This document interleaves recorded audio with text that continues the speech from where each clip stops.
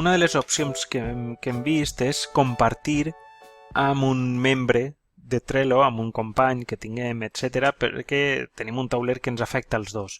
Doncs és molt senzill, fem clic en el tauler que volem compartir i simplement afegim un membre, en este cas,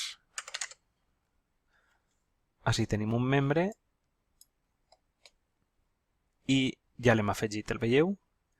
Ja estaria, ara veureu, en el perfil d'Héctor ens ha arribat un avís que ens indica que ens han compartit un tauler que es diu Servei X.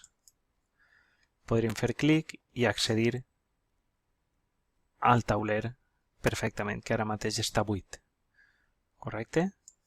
Faríem clic i continuaríem tenint els nostres taulers i el de Servei X que ens acaben d'incorporar.